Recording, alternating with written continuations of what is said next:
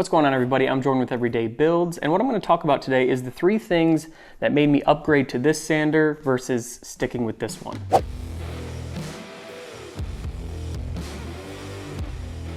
Investing in a quality sander is one of the best things you can do for your wood shop. It's not only going to give you a better finish, but it's going to make the not always fun task of sanding a little bit more enjoyable. But does that mean you need to spend $500 on a sander, or will something more in the $200 range do just as well? Upgrading tools in your shop or choosing this one over this one is something that I find to be really difficult. What makes something perform a task better than the other, and is that a guarantee that because this one costs more money, that it's going to perform a task better than this one that doesn't? That's what I want to talk about in this video. What about this sander makes it worth that $300 extra? To me, there's 3 things that I can't live without that make it worth it for me, but it may not be worth it for you. This first one may not seem like a big deal, but it's the on-off mechanism for the Bosch that I really just dislike. It has this trigger style that you have to hold in order for the sander to keep spinning. You can lock it in place with this button, which locks the trigger and it continues to spin. But if you grab it with a different hand or grab it somewhat awkwardly, it's not that easy to lock in place.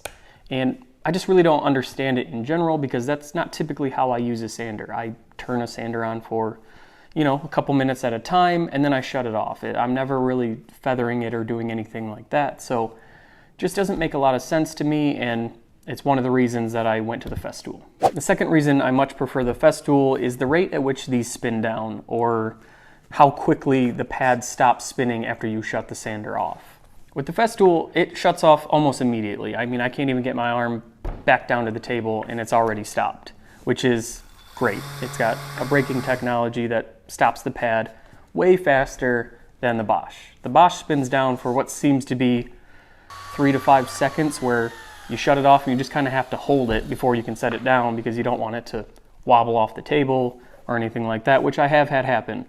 And when you're going between small parts, doing a lot of sanding, it does get very frustrating, and one of the biggest reasons that I've switched to the Festool and cannot go back to a sander that doesn't have a brake. And the third and final reason I think that the Festool is worth the extra money is because I'm moving towards investing in a system of tools. I like tools that work together, that can use the same parts, that can use the same plugs. It's really cool if you've never used one before. All Festools have a detachable plug, so you don't need, if you've got one strung up from the ceiling, you can use the same one on a router, on your sander, on really anything they make that has a cord. And the same goes for their dust collection. If I want to hook up to my sander, I can then hook up to my router, and they all have the same type of connections. And that's what I'm looking to invest in, is quality tools that all kind of work together. That's what I want to move towards, and it's just something that's important to me. And that may not be important to you. You may not care about the trigger. You may not care about the spin down rate. And in that case, then absolutely, I highly recommend this Bosch. This is a great sander. I have loved using this. I've used it for almost 2 years now, and it is great. I highly recommend it to anybody who isn't looking or isn't ready to get into something that's more in the Festool or the Merkur range. Absolutely go with this one. I know they have a new model out now. I think it's the GEX. My one suggestion is that you go with the 6-inch over the 5-inch. I have recently gone to the 6-inch, and my concern was that it would be too big to do small parts, but that is not the case. It is great. It covers way more ground if you are doing a large surface, and it handles the small stuff just as well as the 5-inch. So I hope this video was helpful and it helps you make the choice that is right for you in your wood shop. And if you enjoy this type of content, please don't hesitate to subscribe. And if you're looking to make maybe a plywood rack, go check out my plywood rack video and you can make one just like that.